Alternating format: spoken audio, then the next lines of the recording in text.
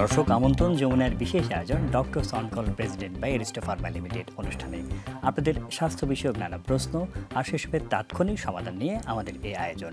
আমাদের এই আয়োজনে থাকছেন দেশ বরেণ্য আর আধুনিক চিকিৎসা বিজ্ঞানের দক্ষ চিকিৎসকরা।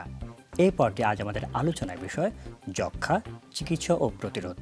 আলোচনার জন্য আমাদের সঙ্গে অতিথি হিসেবে আছেন ডাক্তার মশিউর রহমান সুজন, বক্ষব্যাধি বিশেষজ্ঞ, জাতীয় বক্ষব্যাধি ইনস্টিটিউট ও হাসপাতাল। পুরো অনুষ্ঠান জুড়ে সাথে আছে আমি ডাক্তার আবু সাইদ শিমুল।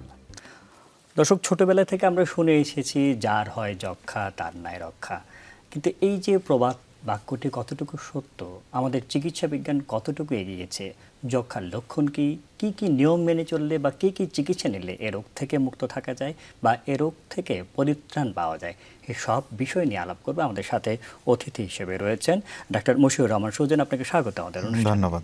জি, আসলে প্রথমেই যেটা আমরা একটু জানতে চাইছি, আমরা তো ছোটোবেলা থেকেই শুনেছি যে যক্ষ্মা হলে রক্ষা নাই বা এটার খুবই জটিল একটা রোগ। সাধারণত দর্শকরা যারা আমাদের এই অনুষ্ঠান দেখছেন তারা অনেকেই আসলে জানতে চাইবে যে আসলে এর লক্ষণ কি, কী কী দেখলে মনে হবে যে না আমার বোধহয় যক্ষ্মা হয়েছে, এখন আমার চিকিৎসকের কাছে যেতে হবে। ধন্যবাদ। যক্ষ্মা আসলে বিভিন্ন লক্ষণ নিয়ে আমাদের কাছে প্রকাশ করতে পারে বা আমাদের কাছে প্রেজেন্ট করতে পারে। সবার প্রথমে আমরা যখন একটা রোগীর যক্ষ্মা হবে সন্দেহ করব যখন 3 সপ্তাহের অধিক কোনো কাশি হবে এবং কোনো পাওয়ারি অ্যান্টিবায়োটিকে বা যেটাকে আমরা বলি ব্রড স্পেকট্রাম অ্যান্টিবায়োটিকে যখন রেসপন্স না করে, কাশিটা না কমে, তখনই আমরা সাধারণভাবে যক্ষ্মা হয়েছে কিনা আমরা চিন্তা করি। এছাড়া রোগীর দীর্ঘকালীন জ্বর হতে পারে, তারপর তার ওজন কমে যেতে পারে, খাওয়ার রুচি কমে যেতে পারে। সাধারণত এই লক্ষণগুলো নিয়ে যখন রোগীরা আসি তখনই আমরা সাধারণত সন্দেহ করি যে তার যক্ষ্মা হয়েছে কিনা। আচ্ছা, আমাদের দেশে তো এখন যে আবহাওয়ার যে অবস্থা, জলবায়ু পরিবর্তনের ফলে দেখা যায় ধুলোবালি তো লেগে আছে, অ্যালার্জির কাশিগুলো তো অনেক দিন থাকে, তো দেখা যাচ্ছে সেই কাশিগুলো যায় না, 2 সপ্তাহ 3 সপ্তাহ 4 সপ্তাহ হয়ে যায়। সেই ধরনের কাশি বা অ্যাজমা বা হাঁপানি যেটা বলে, তার সাথে এটার পার্থক্য কীভাবে করবে? তার সাথে এটার পার্থক্য হলো যক্ষ্মা রোগীদের সাধারণত জ্বর নিয়ে প্রেজেন্ট করে। সাধারণত এটাকে আমরা বলি low grade fever with evening rise of temperature. গায়ে অল্প অল্প জ্বর থাকে, সন্ধ্যার দিকে জ্বরটা থাকে এইটা। এছাড়া কন্টাক্ট হিস্ট্রি থাকতে পারে, পরিবারে অন্য কারো যক্ষ্মা হতে পারে বা সে যেখানে কর্মক্ষেত্রে কাজ করে সেই কর্মক্ষেত্রে কারো যক্ষ্মা হইতে পারে, এমন একটা কন্টাক্ট হিস্ট্রি থাকে। আর সাধারণত ওয়েট লসের হিস্ট্রি থাকে। কিন্তু অ্যাজমা বা অ্যালার্জিক যে কাশিগুলা, এগুলোতে সাধারণত জ্বর থাকে না। এগুলো দেখা যায় সিজনাল একটা ভেরিয়েশন হয়। যেমন রুগীরা যখন ধুলাবালিতে যায় অথবা কোনো কোল্ড ওয়েদার বা ঠান্ডা পানি খায় বা ঠান্ডা আবহাওয়ায় যায়, তখন তার কাশিটা বেড়ে যায়। এইটাই আসলে বেসিক ডিফারেন্স। এটা কি আসলে বংশগত, মানে মা বাবার থাকলে বাচ্চার হতে পারে? বা অ্যালার্জিক যেই কাশিগুলা, যেটাকে আমরা ব্রঙ্কিয়াল অ্যাজমা বা অ্যাজমা বলি, এটা বেশিরভাগ ক্ষেত্রে ফ্যামিলিগত একটা হিস্ট্রি থাকে, যেটাকে আমরা বলি জেনেটিক হিস্ট্রি। যেমন বাবা মার যদি থাকে তাহলে সন্তান সন্ততি সেই কাশি বা অ্যালার্জিক ডিজিজ হওয়ার সম্ভাবনা অনেক গুণ বেশি থাকে। কিন্তু যক্ষ্মার ক্ষেত্রে? যক্ষ্মা আসলে জেনেটিক ডিজিজ না, এটা একটা ছোঁয়াচে রোগ, যেটাকে আমরা বলি সংক্রামক ব্যাধি। যেমন এক যক্ষ্মা আক্রান্ত রোগীর হাঁচি কাশি যদি অন্য সুস্থ মানুষ এক্সপোজার হয়, তার মানে কন্টাক্টে যায়, ডাইরেক্ট কন্টাক্টে যায়, তখন এই যক্ষ্মা হতে পারে। যক্ষ্মা আসলে কোনো জেনেটিক বা ফ্যামিলিয়াল ডিজিজ না। সহজভাবে এভাবে কি বলতে পারি যে মা বাবার যদি যক্ষ্মা থাকে বাচ্চার হতে পারে, কিন্তু একই ঘরে যদি অন্য কেউ থাকে, চাচা থাকে, দাদা থাকে, তাদের কাছ থেকে আসবে, শুধু যে মা বাবার কাছ থেকে আসবে তা না। এমনকি কোনো বিষয় রয়েছে কতক্ষণ ধরে থাকতে হবে বা কতদিন সময় ধরে, ধরেন একটা কোনো ছোট বাচ্চাকে নিয়ে অন্য কোথাও গেল, আমাদের দেশে যেটা আসলে সংস্কৃতি যে হাসপাতালে বেড়াতে গেল বা অন্য কোনো রোগীকে দেখতে গেল, তাকে দেখলে গেলেই কি আসলে যক্ষ্মা হয়ে যাবে? এটাকে আমরা আসলে মেডিকেল টার্মে বলি ক্লোজ কন্ট্যাক্ট। যেমন একই ছাদের নিচে যদি বসবাস করে, যেমন ফ্যামিলিতে কারো যদি যক্ষ্মা হয়, সেই ফ্যামিলিতে অন্যান্য যে সদস্য আছে তারা যদি দীর্ঘ সময় একই ছাদের নিচে থাকে, একই বাসনকোসন ইউজ করে, ডাইরেক্ট কন্ট্যাক্ট যেখানে থাকে সেখানে যক্ষ্মা হওয়ার সম্ভাবনাটা বেশি থাকে। আচ্ছা, এটা কি খাবারের মাধ্যমে কি ছড়ানোর কোনো উপায় আছে কিনা? না, যক্ষ্মা আসলে আমরা যেটাকে বলি পালমোনারি টিউবারকুলোসিস অথবা ফুসফুসে যক্ষ্মা, এটা হাঁচি কাশি শ্বাস প্রশ্বাসের মাধ্যমে ছড়ায়, যেটাকে আমরা বলি রেসপিরেটরি ড্রপলেট ইনফেকশন। তবে এক ধরনের যক্ষ্মা আছে যেটাকে বলি আমরা ইন্টেস্টিনাল টিবি। এটা গরুর দুধের মাধ্যমে কিন্তু সেই যক্ষ্মাটা ছড়াইতে পারে। আচ্ছা, যক্ষ্মা তো আসলে আমরা সাধারণভাবে আসলে যেটা জানি আর কি, যে সেটা ফুসফুসের রোগ, কিন্তু ফুসফুসে ছাড়াও কি অন্য অঙ্গে কি যক্ষা হতে পারে? যক্ষা সাধারণত সবচেয়ে বেশি আক্রান্ত হয় আমাদের দেহের ফুসফুস, তবে ফুসফুস ছাড়াও আরও অন্যান্য অঙ্গে যক্ষা হতে পারে, যেমন আমাদের মস্তিষ্কে বা ব্রেইনে হতে পারে, চোখে হইতে পারে, হার্টে হইতে পারে, আমাদের স্কিনে হইতে পারে, আমাদের বোনসে হইতে পারে, জয়েন্টে হইতে পারে, বিভিন্ন অঙ্গে যক্ষা হইতে পারে। আচ্ছা, অর্থাৎ বললো যে শুধু এটা যে ফুসফুসের রোগ যে তা না, কিন্তু সকল স্থানে হতে পারে। সকল স্থানে হতে পারে। এটা তো ধরেন ফুসফুসের যে যক্ষা সেটা তো হাঁচি কাশির মাধ্যমে ছড়ায়, অন্য অঙ্গে যদি হয় সেগুলোকে একইভাবে ছড়ায় না অন্য কোনো পদ্ধতি? এটা আসলে কোন অঙ্গটা এফেক্ট হয়েছে, কোন অঙ্গটা আক্রান্ত হয়েছে তার উপর নির্ভর করে লক্ষণ প্রকাশ পায়। যেমন তার কারো যদি ব্রেইনে টিবি হয় অথবা ব্রেইনের যেই কাভারিং পর্দা যেটাকে বলে মেনিনজেস, এটাতে টিবি হয়, তখন তার লক্ষণ হবে তার মাথা ব্যথা হইতে পারে, তারপর তার অজ্ঞান হয়ে যেতে পারে, তার খিঁচুনি হইতে পারে, এরকম লক্ষণ হইতে পারে। আর কারো যদি হাড়ে বা বোনে টিবি হয় তখন বোন যে জায়গাটায় টিবিটা আক্রান্ত হবে সেই জায়গাটায় ব্যথা হইতে পারে, সেই জায়গাটা ফুলে যেতে পারে। এটা আসলে depending on site of affection, মানে কোন জায়গাটা আক্রান্ত হয় সেটার উপর নির্ভর করে। রয়েছে পরিসংখ্যান কি রয়েছে বাংলাদেশের কতটুকু জন মানুষ যক্ষা আক্রান্ত বা এমন কিছু? বাংলাদেশে পরিসংখ্যানে বলে যে রিপ্রোডাক্টিভ এজের যে পিপল, যেমন 15 থেকে 45, এই যে ওয়ার্কিং পিপল এরা সবচেয়ে বেশি ঝুঁকিতে থাকে এবং এই ওয়ার্কিং গ্রুপের মধ্যে আপনার যক্ষাটা হওয়ার সম্ভাবনা সবচেয়ে বেশি থাকে, কারণ তারা ডাইরেক্ট কন্টাক্টে যায়। বুঝতে পেরেছি। আচ্ছা, এই যে এত সংখ্যক মানুষ যক্ষা আক্রান্ত হচ্ছে, কিন্তু আমরা প্রতি বছরও তো প্রতিনিয়ত সরকার টিকা দিয়ে যাচ্ছে, টিকা দেওয়ার পরও কেন যক্ষা হয় এই বিষয় নিয়ে আমরা আলাপ করব একটি বিরতির পর। সেই দর্শক, অনুষ্ঠানে এই পর্যায়ে নিয়ে নিচ্ছে একটা ছোট্ট বিরতি, সাথেই থাকুন। বিরতির পর doctor on call president by Aristo pharma limited অনুষ্ঠানে আপনাদেরকে আবারও স্বাগত জানাচ্ছি। আজকে আমাদের আলোচনার বিষয় যক্ষা চিকিৎসা ও প্রতিরোধ। আমরা আসলে বিরতির আগে আলাপ করছিলাম, আপনি একটা প্রশ্ন রেখেছিলাম যে যক্ষা আসলে তো কমেনি, আমরা বিভিন্ন মানুষকে দেখছি প্রতিনিয়ত যক্ষা আক্রান্ত হচ্ছে, সেটা ফুসফুসের যক্ষা হোক বা অন্যান্য যক্ষা হোক, কিন্তু আমরা তো নিয়মিত টিকাদান কর্মসূচি চলছে, আমরা মোটামুটি সকলেই ছোটবেলায় একটা আতঙ্ক টিকা দিবে, প্রায় সকলেরই এখানে দেখা যাবে যে এখানে দাগ রয়েছে, বুঝলে পাওয়া যাবে। এই যে আমরা সকলেই তো টিকা দিচ্ছি, এরপর আসলে যক্ষা কেন হচ্ছে? ধন্যবাদ। আসলে আমাদের টিকা যেটা আমরা দেই বিসিজি ভ্যাকসিনেশন দেওয়ার জন্য প্রাইমারিলি আমাদের একটা প্রোটেকশন দেয়। প্রাইমারিলি শরীরে একটা অ্যান্টিবডি ফর্ম হয়। এই অ্যান্টিবডি ফর্ম হওয়ার জন্য মানে ছোটবেলায় যে জটিল যক্ষা যেটাকে আমরা বলি ডিসিমিনেটেড টিবি, এই জটিল আকারের যে যক্ষাটা হয় না, এই জটিল আকারের যক্ষাটা ব্রেইনের যক্ষা, জটিল আকারের যক্ষাটা আমাদের প্রিভেন্ট করে বিসিজি ভ্যাকসিন।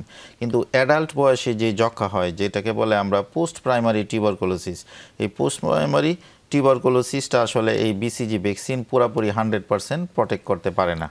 মেইনলি এটা প্রটেক্ট করে যে এই চাইল্ডহুড যে টিবিটা, মারাত্মক যক্ষা বা যক্ষার জটিলতা ব্রেইনে বা সারা শরীরে ছড়িয়ে পড়া, যেটা ডিসিমিনেটেড বলেন, সেই যক্ষাগুলো প্রতিরোধ করার জন্য আমাদের ফুসফুসের বা সাধারণ যক্ষা যেগুলো মোটামুটি চিকিৎসাযোগ্য সেগুলো এরপরও হওয়ার সম্ভাবনা থাকে। এই যে আপনাদের মতো যারা বিশেষজ্ঞের কাছে যখন যান, আপনি তো আমাদের প্রথম পর্বে লক্ষণগুলোর কথা বললেন, আপনাদের কাছে যখন যায় তখন আপনারা কি কি আসলে পরীক্ষা নিরীক্ষা করে আসলে নিশ্চিত হন যে একজন মানুষের যক্ষা আক্রান্ত? আচ্ছা, যক্ষা আক্রান্ত রোগীর প্রথমে আমরা যেটা পরীক্ষা করি বুকের একটা এক্সরে করি। বুকের একটা এক্সরে করলে দেখা যায় যে যক্ষা আক্রান্ত এক্সরে বিভিন্ন অ্যাবনর্মালিটি এক্সরেতে ধরা পড়ে। আর সেই রোগীর যদি কফ থাকে তাহলে আমরা যক্ষার কফের 2টা স্যাম্পল পরীক্ষা করি যক্ষার জীবাণু ধরার জন্য। প্রথমে রোগী আসার সাথে সাথে একটা স্ট্যাট স্যাম্পল এবং পরের দিন সকালে খালি পেটে আরেকটা স্যাম্পল। এই 2টা স্যাম্পল মেনলি আমরা প্রথমে এই 2টা পরীক্ষা করি। এছাড়া রোগীর রেসপন্সের বা অবস্থার উপর নির্ভর করে রক্ত পরীক্ষা করা যেতে পারে, সিটি স্ক্যান করা যেতে পারে, আরও অনেক ইনভিসিভ পরীক্ষা আছে, ব্রঙ্কোস্কোপিও এগুলো করা যেতে পারে। কিন্তু মেনলি আমরা প্রথমে 2টা পরীক্ষা করি, একটা বুকের এক্সরে আর কফ। এই পরীক্ষাগুলির কথা বললেন যে এগুলো কি সহজলভ্য মোটামুটি সকল জায়গায়? আমাদের বুকের এক্সরে এবং কফ বাংলাদেশের সব জায়গা হয়, প্রত্যেকটা হেলথ কমপ্লেক্সে, বাংলাদেশের প্রত্যেকটা হেলথ কমপ্লেক্সে বুকের এক্সরে করা যায়। এবং কফের যে পরীক্ষা স্পুটাম ফর এফবি, এটা বিনামূল্যে প্রত্যেকটা হেলথ কমপ্লেক্সে হয়, একদম মানুষের দৌড়গোড়াই পর্যন্ত এই ফেসিলিটি আছে। এই যে ধরা পড়ার পরে আপনারা যখন নিশ্চিত হলেন, তখন চিকিৎসা পদ্ধতিটা কি? আসলে চিকিৎসা পদ্ধতিটা আসলে খুবই সহজলভ্য। আমাদের বাংলাদেশে এনটিপি ন্যাশনাল টিউবারকুলোসিস প্রোগ্রামের মাধ্যমে যক্ষার যে চিকিৎসা পদ্ধতিটা এটা আসলে জনগণের দৌড়গোড়ায় পৌঁছায় দেওয়া হয়েছে ডটস নামক একটা কর্মসূচির মাধ্যমে।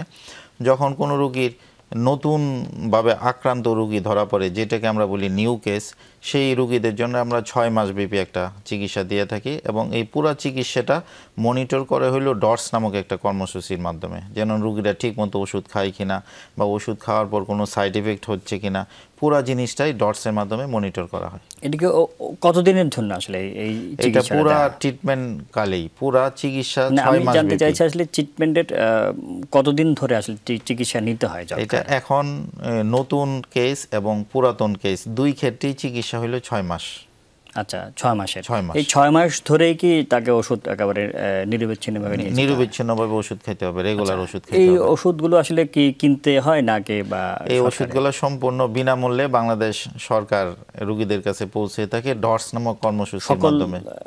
সকল জায়গাতে এটা সকল হেলথ কমপ্লেক্স এবং হেলথ কমপ্লেক্সের অধীন যে ইউনিয়ন সাব সেন্টার এবং বিভিন্ন যে এনজিও আছে, যেমন ব্র্যাক, নগর স্বাস্থ্য কেন্দ্র, সূর্যের হাসি, ওইসব এনজিওর মাধ্যমে বিনামূল্যে এই ওষুধ সংগ্রহ করা। 6 মাসের আসলে যে ওষুধ সেটা কি একবারে দিয়ে দেওয়া হয় না? একবারে দিয়ে দেওয়া হয় না, একটা রোগীর 1 মাস ভেঙে ভেঙে দেওয়া হয়। আচ্ছা, 1 মাসের বেশি সাধারণত ওষুধ দেওয়া হয় না। আচ্ছা, এই যে আমরা বলতে যারা যক্ষা, বিশেষ করে ফুসফুসের যারা যক্ষা আক্রান্ত, তারা তো রোগটা ছড়াতে পারে। এটা কতদিন পর্যন্ত ছড়ায়, এমন কি আছে না পুরো 6 মাস ধরেই কি তার এটা থাকে? আসলে ইনফেকশাস পিরিয়ড বলি, সংক্রমণকাল, সাধারণত রোগীর 2 সপ্তাহ পর্যন্ত সেই ইনফেকশাস থাকে, মানে অন্য রোগীরে ছড়ানোর সম্ভাবনা তার বেশি থাকে। এই জন্য 2 সপ্তাহ পর্যন্ত আমরা যারা স্পুটাম পজিটিভ কেস, মানে যাদের কফের মধ্যে জীবাণু ধরা পড়ে, ওদের ক্ষেত্রে আমরা 2 সপ্তাহ পর্যন্ত আলাদা বিছানায় থাকতে বলি, ঘরে মাস্ক পরে থাকতে বলি, তার যে কফ আছে এটা মাটিতে পুঁতে রাখতে বলি এবং বাসন কোসন সম্পূর্ণ আলাদা করে দিতে বলি। মানে ফার্স্ট 2 উইকস তার পুরাপুরি সেপারেট থাকতে হবে। এই টাইমটা সম্পূর্ণ সংক্রমণ। যারা তাদের সেবা শুশ্রূষা করবে তাদের কি কোনো আলাদা থাকতে হবে, রোগী আলাদা বিছানায় থাকতে হবে বা আলাদা রুমে থাকতে হবে, সবকিছু আলাদা। এরকম কি হতে পারে যে 6 মাসের চিকিৎসা কিন্তু 1-1.5 মাস পরে যদি কেউ মনে করে যে আমি একটু সুস্থ থাকি, তাহলে ওষুধ কমিয়ে দেওয়ার বা না, ওষুধ কমিয়ে দেওয়ার না, এটা একটা ফিক্সড ডোজ আছে, রোগীর ওজন হিসাব করে আমরা দেই, এই ওজন হিসাব করে ওষুধ ওই অনুযায়ী পুরো 6 মাস গ্রহণ করতে হবে। অর্থাৎ পুরো কারোর কেমন হয় যে 6 মাসের বেশিও লাগতে পারে? হ্যাঁ, লাগতে পারে। এটা আসলে আমরা যারা বিশেষজ্ঞ ডাক্তার আছি তারা আসলে ডিসিশন নেই যে আমাদের যদি পুরোপুরি যক্ষাটা ভালো না হয়, আমরা এক্সরে করি, এক্সরে করার পর যদি দেখি যে শ্যাডোটা পুরোপুরি ইমপ্রুভ না করে, সেক্ষেত্রে আমরা 6 মাসের আরো বেশি বর্ধিত করে থাকি। এই যে আমরা তো লক্ষণ দেখলে আপনারা চিকিৎসা দিলেন, কিন্তু আমরা তো মনে করি এই যে এত দীর্ঘমেয়াদী চিকিৎসা, এই চিকিৎসার কোনো আসলে সাইড ইফেক্ট আছে কিনা, এই বিষয়ে নিয়ে আমরা আলাপ করবো একটি বিরতির পর। দর্শক, অনুষ্ঠান এই পর্যায়ে নিচ্ছে একটা ছোট্ট বিরতি, সাথেই থাকুন। বিরতির পর doctor on call president by Aristo Pharma limited অনুষ্ঠানে আপনাকে আবারও স্বাগত জানাচ্ছি। আজকে আমাদের আলোচনার বিষয় যক্ষা চিকিৎসা ও প্রতিরোধ, এবং আমাদের সাথে অতিথি হিসেবে আছেন ডক্টর মশিউর রহমান সুজন। আমরা বিরতির আগে আসলে আলাপ করছিলাম যে এই যে এত দীর্ঘমেয়াদে একটা ওষুধ 6 মাস ধরে খেতে হয়, এগুলির কোনো সাইড ইফেক্ট আছে কিনা? অবশ্যই যক্ষা ওষুধের কিছু কিছু সাইড ইফেক্ট আছে, যেমন রোগী ওষুধ খাওয়ার পর রোগীর চোখ বা রোগীর শরীর বা স্কিনের বর্ণ এটা হলুদ হয়ে যেতে পারে, যেটা আমরা মেডিকেল টার্মে জন্ডিস বলি, এটা হতে পারে। এছাড়া রোগীর গিরাই বা বিভিন্ন জয়েন্টে ব্যথা হইতে পারে, যেটা আমরা নর্মাল ভাষায় বাত বলি, এরকম হইতে পারে। এছাড়া রোগীর নার্ভেও প্রবলেম হইতে পারে, রোগীর হাত পা শিন করতে পারে, রোগী অবশবোধ করতে পারে হাত পা, যেটাকে আমরা বলি পেরিফেরাল নিউরোপ্যাথি। যদি যক্ষার ওষুধ খাওয়া অবস্থায় কোনো রোগী এরকম কোনো লক্ষণ বা অসুবিধার সম্মুখীন হয়, অবশ্যই নিকটস্থ ডাক্তারের সাথে সে দ্রুত যোগাযোগ করবে। আসলে আপনারা কি করেন, ওই ওষুধটাকে বন্ধ করে দেন? এটা আসলে অবস্থার উপর নির্ভর করে। যদি রোগীর জন্ডিস হয়, মানে চোখ হলুদ হয়ে যায়, প্রস্রাব হলুদ হয়ে যায় বা গায়ের বর্ণ হলুদ হয়ে যায়, সেক্ষেত্রে আমরা রোগীর ওষুধটা আমরা বন্ধ রেখে রোগীকে আমরা ভর্তি করার পর তার লিভার ফাংশন আমরা এসিস করার পর তারপর যখন আবার নর্মাল তার জন্ডিসটা ভালো হয়ে যায়, তখন আবার পুনরায় আমরা ওষুধ শুরু করি। আচ্ছা, এই যে 6 মাস ধরে তো ওষুধ খেলো, আপনারা বলছেন যে কারো ক্ষেত্রে আরো দীর্ঘমেয়াদী সময় লাগতে পারে।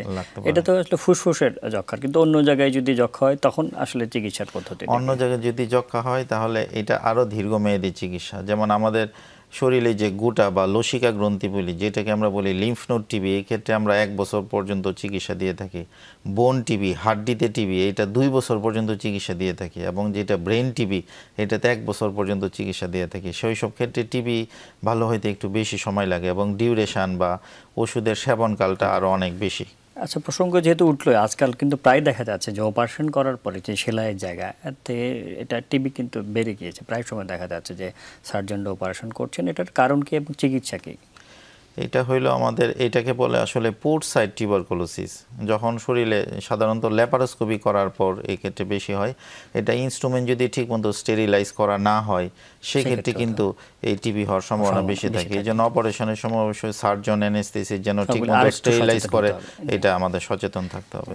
এতগুলো আসলে সচেতনতার বিষয়টা আসলে চিকিৎসার ক্ষেত্রে বা আমাদের এই বিষয়গুলি বলেন যে স্টেরিলাইজ করার ক্ষেত্রে আর কি আসলে প্রতিরোধের জন্য আমাদের ব্যক্তি পর্যায়ে কি করা উচিত, কি করলে আমাদের প্রতিরোধের জন্য সবার প্রথমে আমাদের আসলে বাচ্চাদের বিসিজি ভ্যাকসিন দিতে হবে। এটা আমি আগে বলছি যে ইট প্রিভেন্টস ডিসিমিনেটেড টিবি। টিবির যে জটিল যে টিবি, এটা প্রিভেন্ট করে।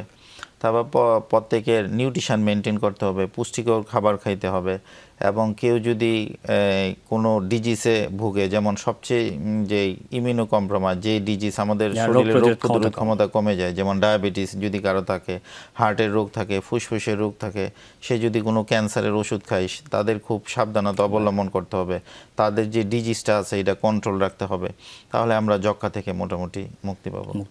আর একটা বিষয় হচ্ছে যে অনেক সময় দেখা যাচ্ছে খুব ঘনবসতিপূর্ণ জায়গায় আমরা থাকি, ক্রাউডেড প্লেসে থাকি, এগুলো যদি আমরা একটু এড়িয়ে চলি নিশ্চয়ই। আচ্ছা, মার যদি আসলে যক্ষ্মা হয়, উনি কি বুকের দুধ খাওয়াতে পারবেন কিনা? কোনো মার যদি স্মেয়ার পজিটিভ টিবি হয়, যেটাকে বলে তার কফের মধ্যে যদি জীবাণু ধরা পড়ে, তাহলে সে অবশ্যই বাচ্চাকে দুধ খাওয়ানোর ব্যাপারে খুবই সতর্কতা অবলম্বন করতে হবে। অবশ্যই দুধ খাওয়ানোর সময় তার হাত ঠিকমতো স্যানিটাইজ করে নেবে এবং সে মাস্ক ইউজ করবে, তারপর সে দুধ খাওয়াবে। আচ্ছা, এই যে আপনারা বললেন যে সচেতনতার জন্য টিকা যদি কারো দেখা যায়, ছোট আমাদের অনেকে আজকাল দেখি যে দাগ পড়ে না, সেক্ষেত্রে আসলে কি করবে? ছোটবেলায় একটা বিসিজি দিল, 2-3 মাস পরে যে দাগটা পড়ার কথা সেটা পড়েনি, এটা কিন্তু আমরা প্রায় দেখি। সেক্ষেত্রে কি করণীয়? এটা অনেক সময় যদি বাচ্চা ইমিউনো কম্প্রোমাইজ হয়, যেমন তার রোগ প্রতিরোধ ক্ষমতা কম থাকে, সেক্ষেত্রে সেলুলার ইমিউনিটি যেটা আমরা বলি যে ভ্যাকসিন দেওয়ার পর যে অ্যান্টিবডি প্রোডাকশনের যে ক্ষমতাটা, সেক্ষেত্রে যদি কম থাকে সেক্ষেত্রে দাগ নাও পড়তে পারে। আমরা অনুষ্ঠান একদম শেষ পর্যায়ে চলে এসেছি। ডাক্তার মশাই রহমান সুজন, এতক্ষণ আমাদের সাথে থাকার জন্য আপনাকে অসংখ্য ধন্যবাদ। আপনাকে ধন্যবাদ। জি দর্শক, যেমনটি শুনছিলেন, যক্ষ্মা নিয়ে আমাদের যে ভীতি ছিল সেই দিন কিন্তু এখন আর নেই। এখন চিকিৎসা ব্যবস্থা এখন উন্নত হয়েছে এবং সহজলভ্য হয়েছে। বাংলাদেশ গ্রামে গঞ্জে এই রোগের চিকিৎসা চলছে। সুতরাং যক্ষ্মা হলে রক্ষা নেই, সেই কথাটি আর সত্য নয়। আমরা এমন ব্যবস্থা করবো যেন এই রোগ থেকে আমরা মুক্ত থাকতে পারি, আমরা যক্ষ্মা সহ সকল জটিল রোগ থেকে মুক্ত থাকি। এই কামনে আজকের মতো বিদায় নিচ্ছি। আল্লাহ হাফেজ।